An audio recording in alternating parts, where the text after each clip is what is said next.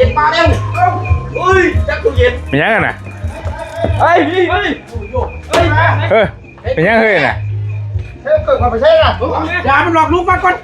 สบายดีเด้อ เป็นยังกันน่ะเดี๋ยวไปใช้ เอาใช่ว่าตู้เย็นมาคือได้ยินว่ามีตู้เย็นมาให้ลุงเพิ่มอ่ะ ใช่ตู้เย็นน่ะ คอยว่าตอนได้บาทนี่ อ้าว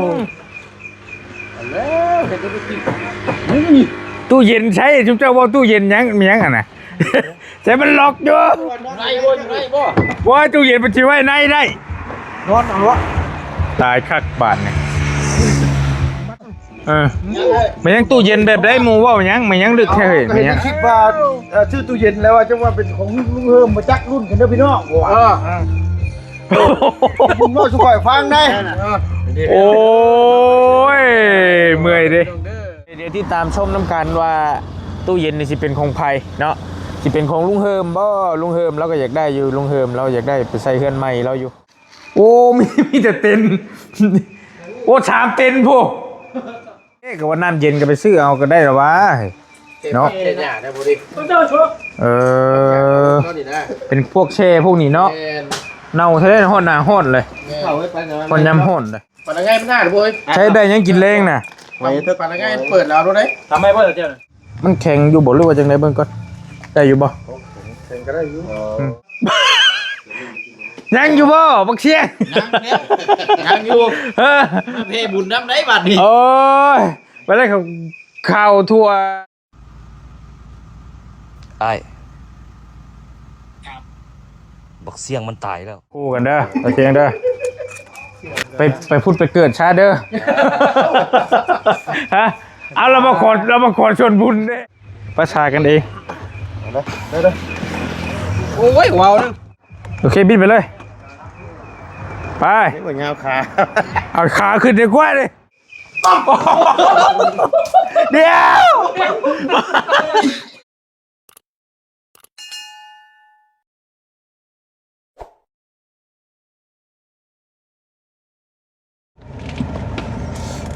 มา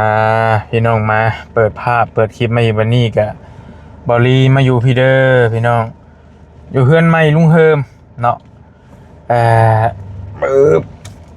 เป็นครั้งแรกที่บอลี่ได้ถ่ายคลิปถ่ายทำพี่น้องเอกกะม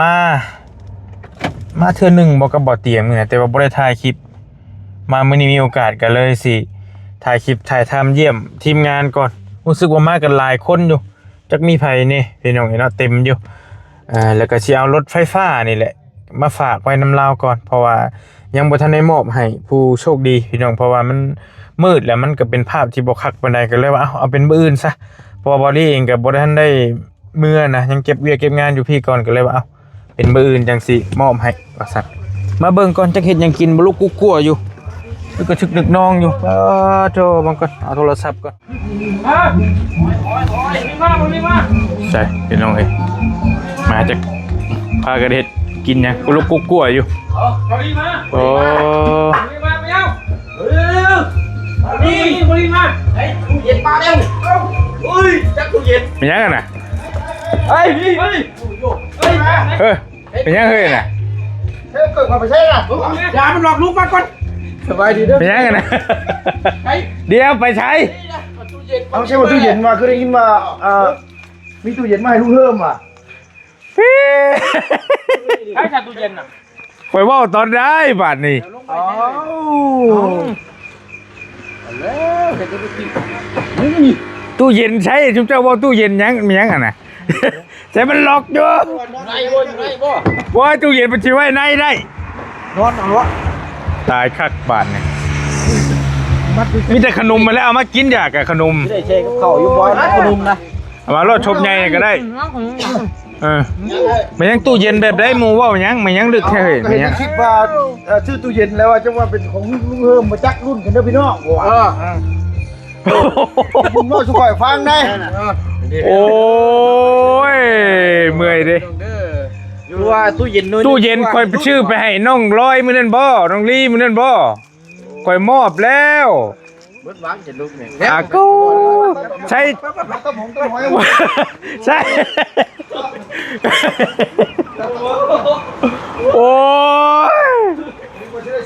ใช่ยังบุญพัก ผ้าวุ่นกันเน่าเมื่อไหร่ ยังบุญพักกันชื่อบ่ใช่ เตรียมไว้นะ ก่อนรุ่นเจ้า โอ้ยตายดอกนี่ อ้าววันนี้เรามาฮอดคือว่าบนตู้เย็นกว่าจะมาลงมา คิดว่าข่อยสิซื้อตู้เย็นมาให้บ่หรือว่าจะได้ ข้าวไม่แพ้ของอ่ะ คือตู้เย็นจัดกว่ารถถีบ2คัน ว่าข่อยเราลงไว้ได้ โอ้ยมาเชื่อว่าจะเนี่ยถ้าขึ้นรถดีนะ โอ้ยเมื่อยเด้ ไปเจ้าแล้ว ยังบุญพักกันชื่อบ่ใช่หรือไดเบิ่งหาโอ้มีแต่เต็นโอ้3เต็นพวกโอ้ยหลายคนน่ะดีแล้วนี่เพิ่นอยากได้ตู้เย็นว่าซั่นพี่น้องเอ้ยเล่นเห็นแต่บ่เชียงลอกส่งหาบอลลี่มื้อนะว่า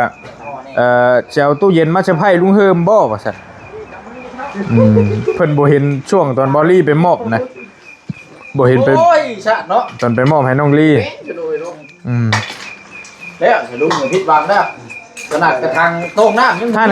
นขายนี่เด้ก็ว่าน้ำเย็นก็ไปซื้อเอาก็ได้หรอวะ เนาะ เจ้าได้บ่ดิเจ้าชัว เป็นพวกแช่พวกนี้เนาะเน่าทะเลฮ้อนหน้าฮ้อนเลย เข้าไว้ไปกัน ฮ้อนยามฮ้อนเลยเป็นยังไง ปานง่ายไม่ได้บ่เว้ย ใช้ได้ยังกินแรงน่ะ ไปเถอะปานง่ายเปิดแล้วรู้ได้ทำไมเพิ่นเจ้า ข่อยซื้อไก่มาตัวหนึง ต้มแล้ว ต้มน้ำได้น่ะไก่ดิบ มันก็เน่าแล้ว พระสิเฮ็ดแม่นความเจ้าอยู่บ้าน จะนั่นแล้วบ่ดิ นั่นแล้วสิ่งในตู้เย็น แต่ว่ารุ่นน้ำ ไก่มาบอก สิเฮ็ดบ่ ไก่สดบ่ ไก่ชดนั่นน่ะ คุณซื้อไว้อยู่บ่ บ่ได้ซื้อแล้วยันว่าคือเห็นทุกเจ้าพักคือชงชิมีหั่นน่ะก็เลยบ่ได้ซื้อมา เพิ่งให้ไม่จิ้มจิ้มเลยครับมันว่า เฮ็ดบ่พระสิเฮ็ด แล้วก็เฮ็ดก็ได้ประมาณนั้นน่ะลุงก็ ซื้อมาแต่กินนี่แหล้ว ซื้อมาเลยจะต้องเฮ็ดได้ คันว่ามันมีตู้เย็นเนาะแช่ไว้เนาะโอ้โหพาเพิ่นพากันต้มหอย วันนี้กินขี่เลยบ่ ได้เบิดคือมันบ่ขมเดี๋ยวเบิ่งไปเอาไก่มาให้ก่อนเอาไก่มาให้เพิ่นก็พากันกินต้มหอยแซ่ๆอยู่พี่น้องเอ้ยเนาะ แต่จำนะคือ เด้ลงมาเบิ่งไปสิเฮ็ดมันแข็งอยู่บ่หรือว่าจังไดเบิ่งก่อน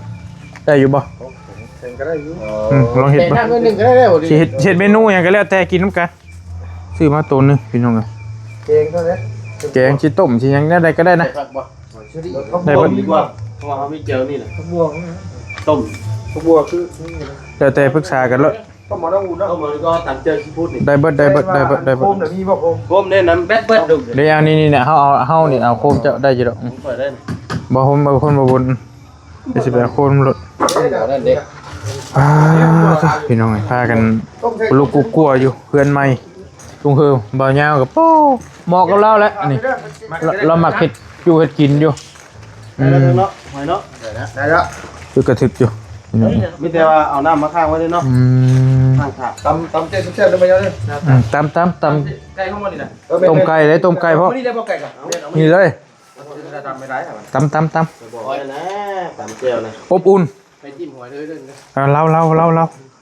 อบอุ่นพี่น้องค่าได้เฮือนลุงเฮิมนี่ก็เห็นคลิปจุ่มเจ้าแล้วป้าแซว ม่วนนะบ่ แต่ละมือเฮือน เปลี่ยนอะไร เจลไหน จะมีอำนาจบ่บัดนี้ ได้นี่อำนาจได้บ่ อำนาจสูงสุดคือเพิ่นได้บัตร เป็นได้คือวันนั้นน่ะ เอาเราใจเขาบัตรเนาะ โอ้บ่ใจปั้มไปเลยนี่ โอ้ขนาดเพิ่นให้ข่อยยังโอ้ยยอมแพ้เพิ่นนะ ก็ได้ เพิ่นร้องขึ้นนี่สินอนเหรอ อ๋อเถอะบ่ปานนั้นเลยบ่เคยเห็นว่ากะ ครับผม พอดีจิ้ม คือมี3เต็นท์เฮ้ยไผนอนนี่อันนี้ไผนอน2เต็นท์นี่ เงา อันบ่ยาวก็บ่ตูนบ่นี่พี่เด้ แบ่งมันเด้ เอ้าของเจ้าด้วยแฮะบ่ นอนกันก็บ่ได้ นอนอยู่ในพุ่นอีกบ่น่ะ รอบตัวนี่นะใกล้ๆกันนี่ นี่บ่นอนนำกันนี่โอ้บ่พี่น้องเอ้ย ครับบ่ด นอนเด้อ อันนี้หมูอย่าไปจิ้มได้เฮ้ยหมูเป็นว่าตอกลักงัวได้ไม่จิ้มมัน โอ้ขนาดเบิ่งนี่ขนาดแม่จิ้มหอยเราอึกทึกพี่น้องเอ้ยโคตรโห จะจับได้เด้จิ้มแล้วจิ้มให้จิ้มไปเองนะไปจับมัน เออ หอยมันรวยน้อย เสียวไม่น้อยเว้ยรุดกินเลย ฉากกับโอ้แต่เข้ากับคนเนาะฉากกับ บ้านยังคนนี้อยู่ได้ บ่ เห็นป่ะเฮ้ย ปานนั้นบ่ โอ้ยนี่แล้วห้องนั่นนี่ โอ้ยแม่จิโจ้แม่จิโจ้ นั่นนี่แล้ว Ờ. นอกคนว่าประตูไม่ต้องหอนได้หมดจัดเสียงนี่แล้วก็ สูตรจะได้ แม่จิโจ้แม่จิโจ้ โอ้ผมกิน อ่ะพี่น้องไอ้อบอุ่นบรรยากาศอยู่เฮือนพักเฮือนเช่าของลุงเฮิมกับบ่าวบุญเนาะ เอาหน้ามันดอกแค่เก่า ทางทีมงานเพิ่นพากันต้มหอยจักแม่นได้หอยมาแต่ไส เทียม ทางบริหากมาช่องเทื่อนี้เนาะมาเทื่อแรกก็ทางบ่เตียงมันมาถ่ายคลิปแล้วก็กลับบ้านเลยเขาเรียกกันบ่ได้มาแวะเทื่อที่2มาพี่น้องเอ้ยนอกอื่นต้องเอาตัวนั้นโดนแต่นอกอื่นต้องหาซื้อได้เลยอื่นนะ มันยังบ่ได้ครบบ่เฮ้ยคือว่าอยู่สิเป็นเดือนเลยมันขาดยังนี่เฮือนชุมเจ้าตอนนี้ดอกไฟนี่ก็มันคือบ่เอามาไว้พี่สายไฟบ่ถึงบ่ เบิ่งได้ตัวนี้นะอดยาวนึงนะอดอยู่บ่ได้แต่เบิ่ง ลองมาเบิ่งดู ก่อนมาเศร้า เพราะจะว่าออกกันกัน ก่อนจ้างปัดกันจ้างกดกระลาดปลายเลยให้กดชื่ออีกคนก็ว่าคนบ่มีแล้วหมดแล้วว่ะ บ่โอ้นี่ได้อยู่นี่ถึงบ่แต่ว่ามันต้องขึ้นถึงผู้ใดเฮ้ย ขับรถเอาขามแล้วมาโดนมาขามอันคุณได้เดี๋ยวนี้เอามาไม่ได้มาเลยเนาะ ฮะเอาแล้วพ่อน่ะ เอาเลย โอ้ย กำลังปลูกบ่ มือเศร้าเลยตอนเราไม่ได้มือเศร้าแล้วว่าข่อยบักอะไรว่าปีนรู้ สิสึกตีนตัวเองบัดนี่โอ้ยเนาะอ่ะต่อขึ้นเฮ้ย เอาดิเจ้า ว่าจะซื้อลาบฮั่นเอื้อยอารมณ์ดีก็แล้วปิดแล้วมาบ่ทันก็เลยเห็นตะไคร้เห็นแล้วซื้อมา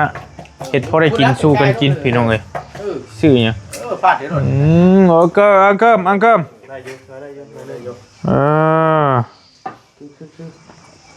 ไปเยอะ ได้แล้วนี่ เห็นบ่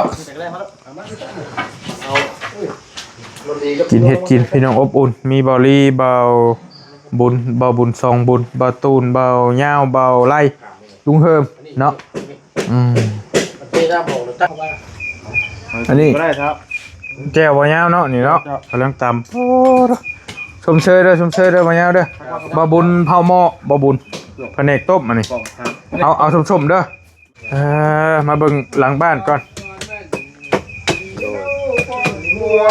จะเฮ็ดแนวใดตัวนี้เมนูเฮ็ดแบบใด น้ำนอนเนี่ยน้องลุงมาหาเลยว่าคนเนี่ยคือชิมไปแต่ได้กินน้ำดอกขันคนอื่นนะวะเบิ่งน้องเลยน้องครับน้องคาก่อน อ้าวลงชีเลยบ่นั่นเลยบ่ ผมชิมได้หมึกวายนี่น้ำวายเนี่ยเต็มอยู่นี่ อ๋อนี่หลักกันหลังบ้านเราเองบ่ตัวนี้กะ เอาอันนี้ด้วยนี่ โอเคใบมะกรูด ต้นพูดนี่นะ มื อน้องไปนี่น้ำวายใส่หัวนี่เพื่อให้อีก มันไว้ได้อยู่บ่ล่ะลงแบบค่าพี่น้องเอ้ยค่ามาใส่ต้มไก่โอ้ยเนาะเห็นว่าบ่มีแนวกินบ่ลีก็ได้ก็เลยว่า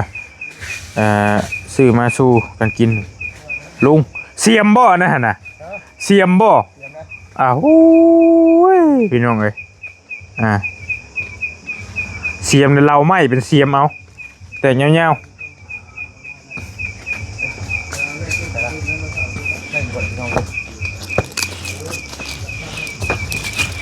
นกคาหัวคาโอ้หอมฮอดผีเลยหอมไม่ดีว่ะโอ้พี่ลึกแตกยั่ว เอานะเนาะ ได้แล้วลุงพ่อมันหอมสิดอกโหลึกพี่ลือ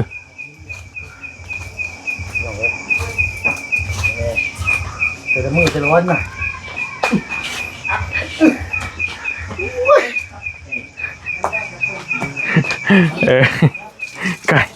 ไก่ตัวหนึ่งสิตบลุงเพิ่นสิลงเห็ดลงมือเห็ด แต่คนอื่นมันจะเจอกินยังบ่ได้มันยังออกมันข้าวมันยังตอนแรกผมเสียบน้ำนอนเลยนะพี่หนุ่ย โดย เมื่อยวันนี้นะ ตายเนาะ ผมตุ้ยดิเนาะ คือบุญท่า เว้ยน้ำดิ มาหาว่าใส่ใบกูดเด้ ใบกูดก็มีอยู่นี่เนาะค่าก็มี ครบจบในทีเดียว โดยใบมะขามนี่มาเลยพอได้ใบกูดกันเนาะ โอ้คัก ธรรมชาติได้ที่ตรงไหนยอมรับอยู่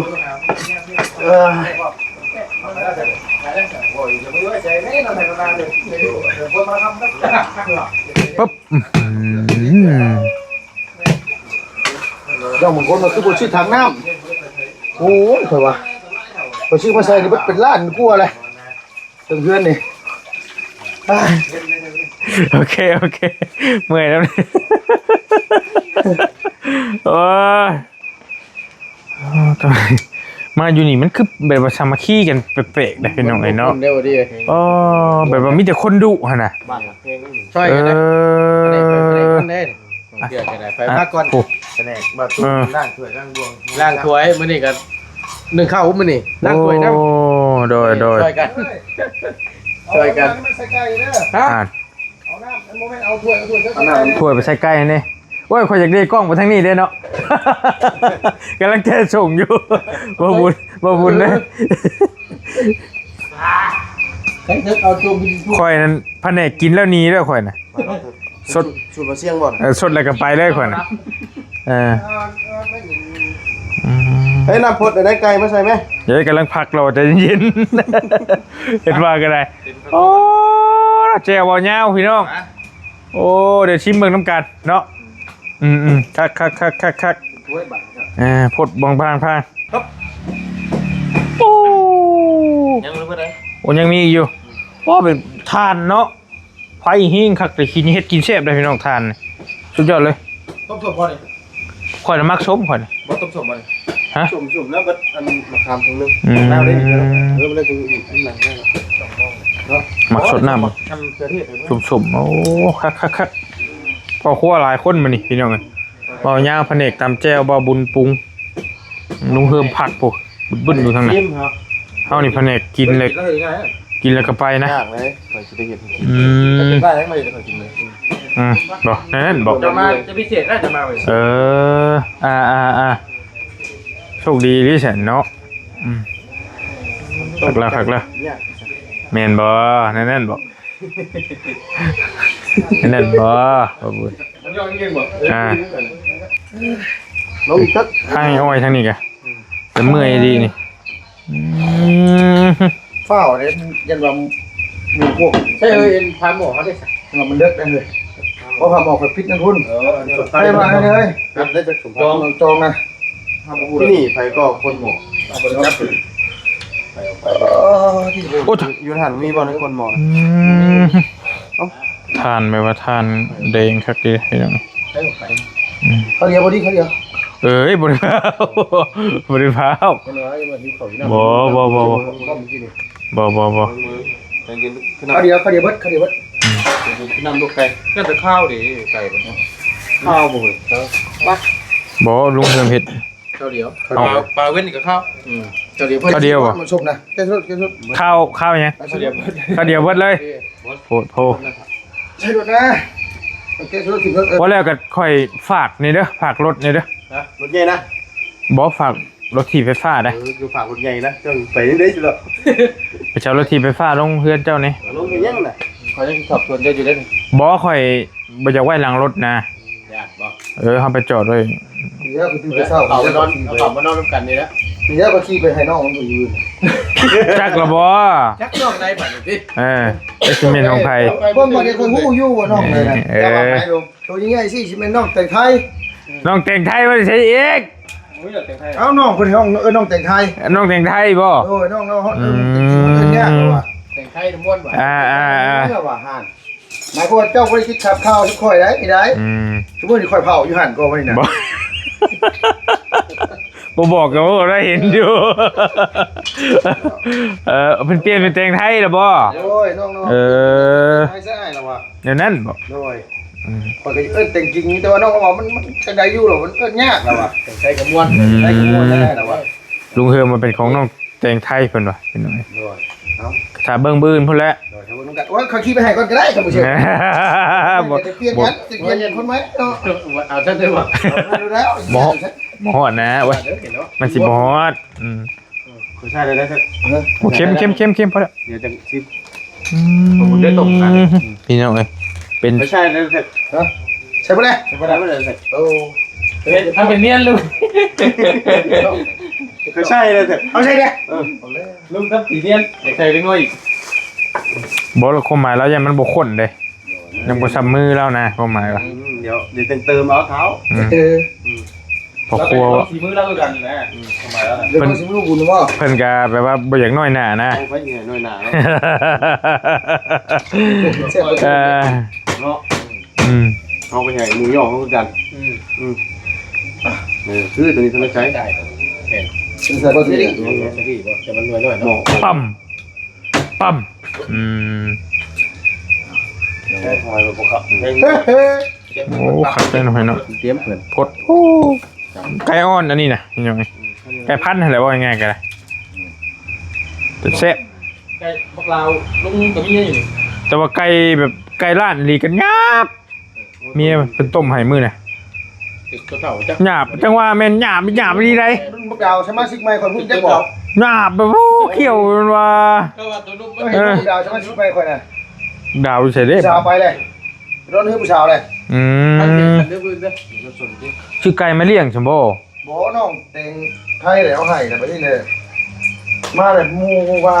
ที่เอาไปใช้เดี๋ยวมาเช้ามันขาดม้วนก่อนก็เลยเปิดกระสอบมาแบบเป็นโอ้โหสวยอยู่ปล่อยเพิ่นไปโง่เช้าเลยไปแบบติดผู้สาวไปนั่งอยู่เลย บ่อันถามน้อยนึงในขาด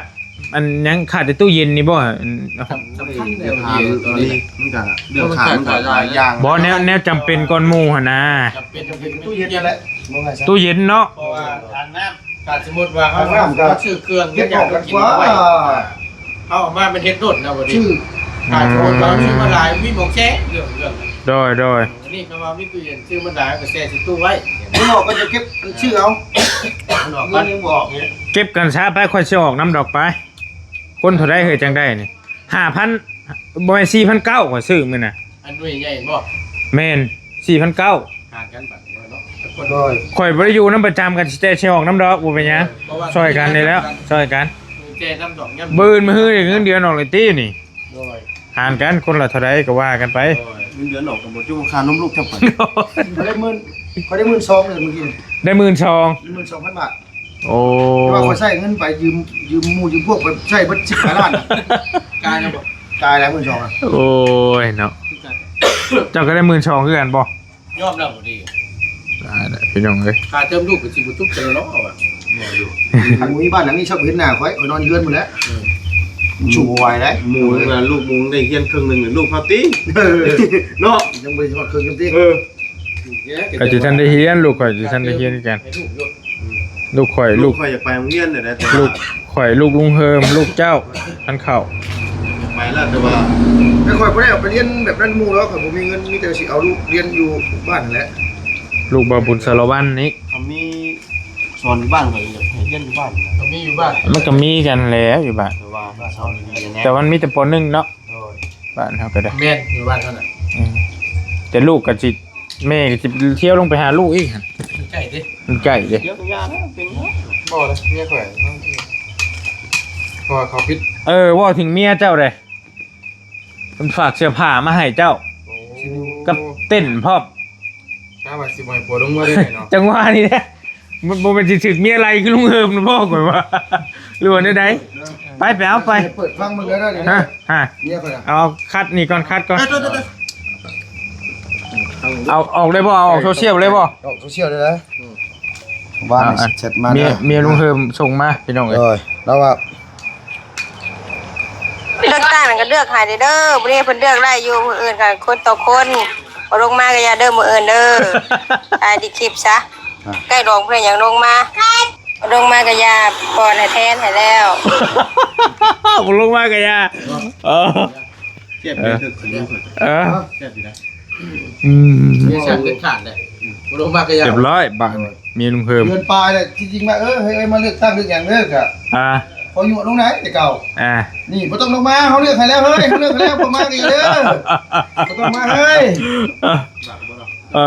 ได้รถมีอะไรลุงเฮิมนี่ก็ทั้งบ่ยาวบัดนี่ ฮะมันสีมือข่อยตัวเอ้ย สมห้วย ถักบ่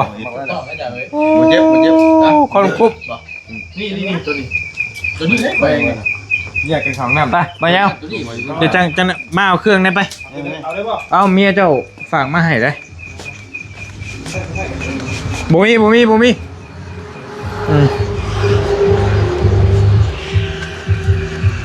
เมียบ่ยาวฝากเครื่องมาให้พี่น้องเอ้ย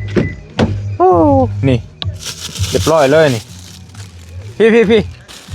อ้าวเมียจะฝากมาให้เด้อ ให้ทุกอย่างเลยแล้วก็เนาะ คือสิบ่ให้มื้อผัวเมื่อบ่หรือว่าอะไร ลายเลย กับมีนี่พ่อมนี่ตัวนี้เมียจะฝากมาให้เด้อ เต้น เต้น แต่ได้บ่ดีเด้อ ไป เต้นตั้งแต่ตอนปลาพุ่นน่ะบ่ดี โอเค ทำไปก่อนเนาะ ไปอาหารก่อนแล้วเต้ อันนี้ก็เสื้อแกงอ่อนเนาะ ได้แล้วบ่เฮ้ยเป็นได้ เดี๋ยวจะได้บ่ดีเอ้ย ยังพากันบ่ดีอ่ะ เราให้แม่ให้มันอ่อนก่อนก็คักก่อน จังหวะ เดี๋ยวหน้าเดี๋ยวก็จะเริ่มกันบุกไป ยังอยู่บ่บักเชียง ยังอยู่ เออ มาเพบุญน้ำได้บัดนี้ โอ้ยไปเลยข่าวทั่วยังอยู่เนาะ ยัง มากับมาแบบกุศลเลยได้อันนี้มาแบบได้อันนี้ มาเพน้ำได้บัด มาขอชวนบุญบ่ ไอ้คนบุญน้ำได้บัดขอสมุมาได้ ไม่ยังเคยไม่ยังอันนี้ ไม่ยังนะเสกกระชานใส่ก่อน ยับ เดี๋ยว ไล่เชียงหมดอ่ะไล่เชียง เดี๋ยวยังอยู่ ย่อว่าเราเนาะ โอ้ย การแต่งพวกรถ เอามันต้องชุดได้เห็นอย่างไร โอ้ชิดองเลยคงเท่ดิ ได้เราเลยขาวตัวนะ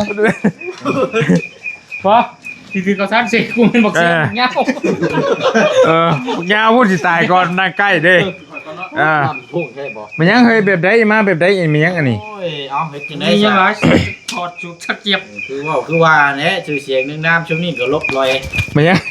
พี่ก็จับเตรียมจับกล้องให้เด้อได้เป็นงานอย่างนี้นี่ โอ้ว่าผ่านมา2ปีแล้ว ตายบอกความหมายว่า อยากมาแพ้ อยากให้คนจกกันได้เบิ่งช่วงเลยบ่เอาเป็นการเป็นงานก่อนมันคือยังเห็น เอาแบบง่ายๆรถเนาะ โดย อันนี้จริงที่เฮาอยู่ตอนนี้ก็เป็นก่อตั้งขึ้นเป็นกองผ้าป่าทีมงาน อยากก่อตั้งเป็นผาป่าทีมงานโดยเฉพาะ โอ้ แม่นเพราะว่าเนื่องในที่มีเจ้าภาพหลักๆเลยกับทางผู้ใหญ่ใจบุญเพิ่นเป็นเจ้าภาพของเพลนทางวัดของอยู่ผู้กวางเฮาเนี่ยนะเนาะ บ้านดงอยู่บ่ วัดดงเนี่ยบ่ดีเลยวันที่28นี่ถวายเลยทางงาทางอยู่วัดเพิ่นได้ให้ตั้งเป็นคณะผ้าป่าซะเป็นคณะผ้าป่าร่วมให้คณะผ้าป่าถวายครับมีแต่ของเพลยันว่าพี่น้องยันว่าร่วมทำบุญยันว่าแบบกำกึ่งนะก็ได้เป็น ความหมายว่าอันนี้แหละคันคอยอยากเอาใส่น้ำก็ให้ก็แล้วแต่บ่ บ่ดีอันนี้นี่ขอใช้แล้วนี่บ่นี่ขอใช้แล้วนี่ขอได้นี่ทำบุญแล้วบ่ได้ หมูใช่แล้วบ่เฮ้ย ยังไม่ใช่ มันได้มีโอกาสผ่านช่องของเราบ่ดีนี่ฝากพี่ฝากน้องกันร่วมโฆษณาบุญน้ำกันพี่น้องเนาะ โอเค ทำปัจจัยก็ถ้าว่า เมื่อวันที่28 28นี่มื้อกักเกียมตกแต่งประดับประดา มื้อ29เฮ บ่เจ้า9บ่มี โอ้มี จะมีประชับ ที่หนึ่งวันที่หนึ่ง วันที่1เดี๋ยวนี้เป็นเดี๋ยวนี้มีชับ โอ้แม่นเลยเนาะ โอ้ยบอดี้ยังพูดบ่น่ะ บ่ฮู้แล้วแต่ลืม บ่เตียงเราให้ฟังอยู่มื้อน่ะว่าเดี๋ยวนี้มีซับโอเคตื่นมาวันที่1แล้วแม่นลุยเลยบัดนี้ เลยกับประมาณ9โมงเริ่มแค่หน้าประตูของ โอเคพี่น้องเอ้ยก็ว่าง่ายๆก็ฝากฟังน้ำเพื่อผู้ใดอยากควบบุญน้ำเนาะ เพื่อพี่น้องอยากว่าร่วมทำบุญน้ำได้พี่น้อง อันนี้คือเข้าวัดทั้งเบิดเลย เข้าทั้งวัน รายได้ที่เฮาได้นี่ แม่น โยกเข้า วัด สมท เนาะ บสร้างศาลา โอเค หลังใหม่อยู่ในตัวนี้แหละ ชื่อวัดได้เฮ้ยเฮายังบ่ค่อยฮู้ปานใดเด้ วัดผู้กวงวัดพระราม ผู้กวงพุทธาราม กวง เนาะ วัดภูกวางภูทารามเนาะโอเค อยู่บ้านดงเนาะ กับเมืองสิโปนเฮา บ้านดงเมืองเซโปนแขวงสวรรณเขตพี่น้องเอ้ยเนาะมีหลักฐานพยานที่ตั้งชัดเจนมาเบิ่งน้ำกันมาเฮน้ำกัน พาไปพามาก็มาแวะมาชมเมืองได้พี่น้องเริ่มตั้งแต่9 โมงถึง 10 โมงทีมงานเฮาเบิดซื่อๆทุกคนก็จะเริ่มนับการหันแล้ว เบิ่งกว่าจะเอาใบแดงๆนี่ใส่ให้ก่อน หันเด้เนาะ บ่เดี๋ยวเน็บใส่ค่อยแน่นี่นะนี่ใส่ใส่แบบได้เฮ้ยนี่ เองจะรถเองจะรถ เจ้าเองรู้ได้เองรู้ได้ ตีออก ตอนก้อนก็ได้บ่ดิ ฮะ ตีออกเงี้ยเขา ได้ ตีบ่ ตีออกเงี้ยเขา ชิเนาะโอ้ เอาขึ้นมาเทิงพี่ก็ได้สีแดงนะ เอาบุญน้ำเด้อใช้ให้มันคือกำหัวเนาะ ใส่สลับบ่ แต่สลับนิดนึงใช่นะ ให้พอดไว้เทะ ยังดู ยังยังบ่มีคนน้ำเลย เรายังบริตายกันยังไงเป็นยังอยู่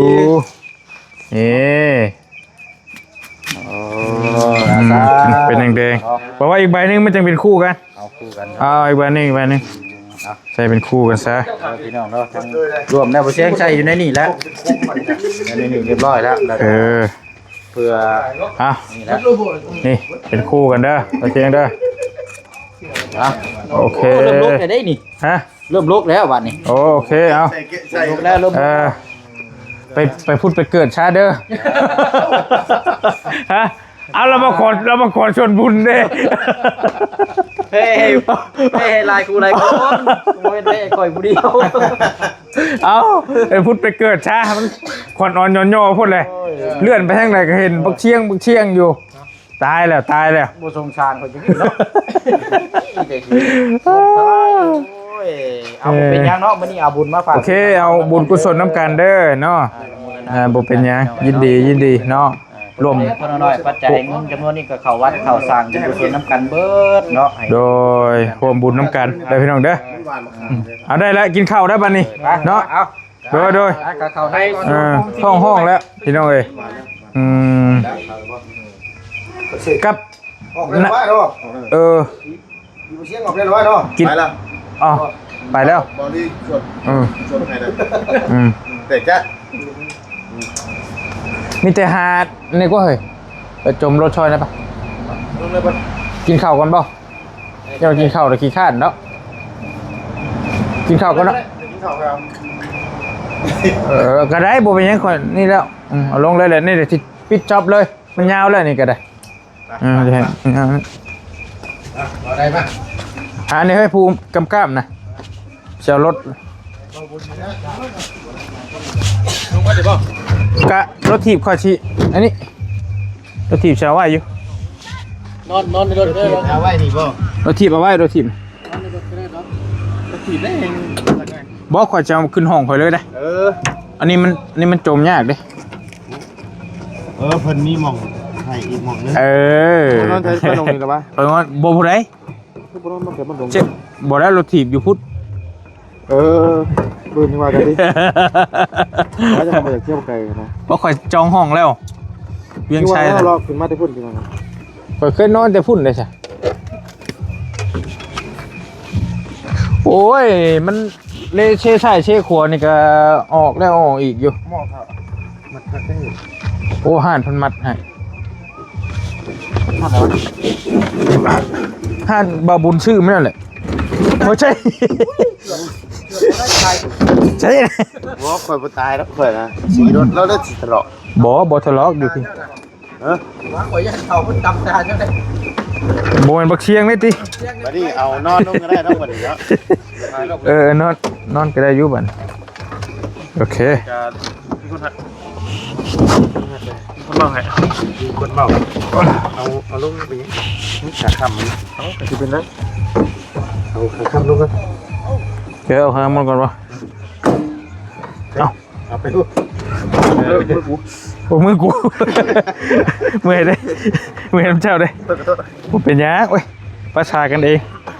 ได้ โอ้ยว้าวนึง บ่มันนักน้ำเบ็ดมันพุ่นอยากลองบ่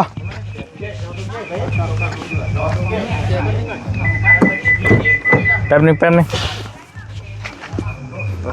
ต้องพัน แม่รถน้องพันธุ์เนี่ย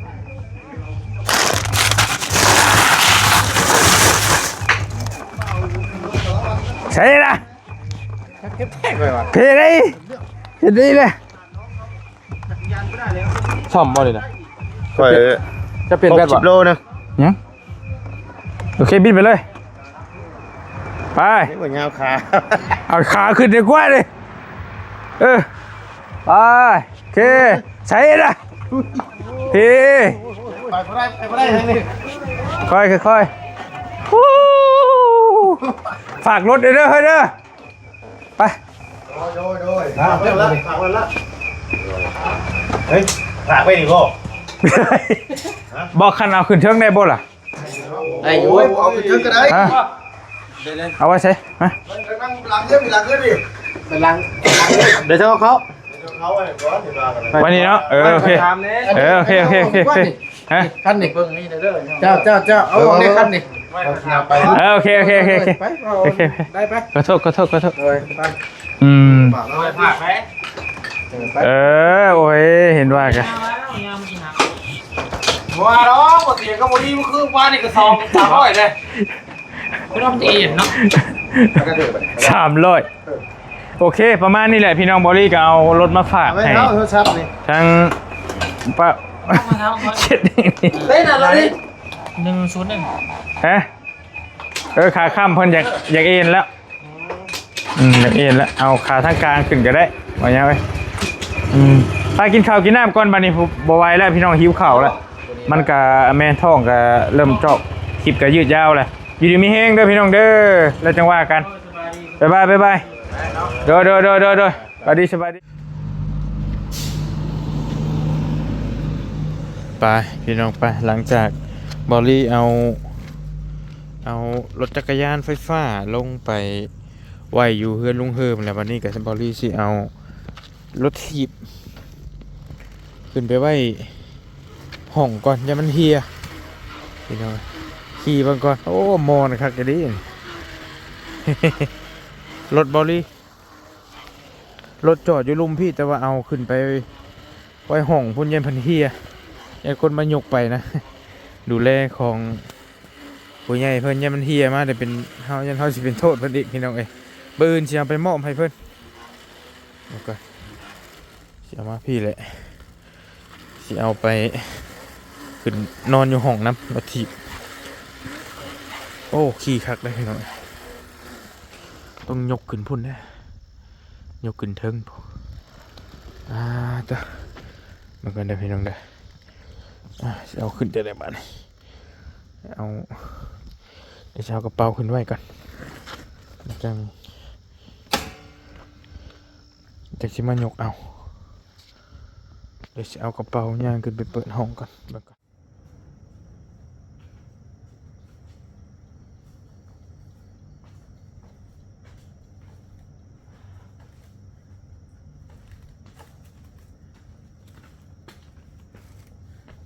โอเค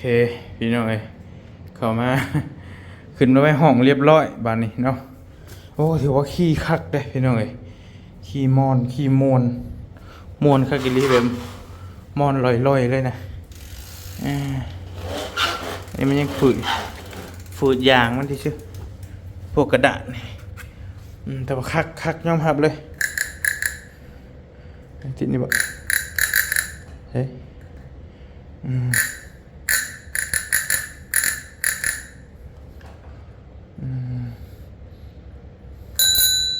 นี่เห็นไหม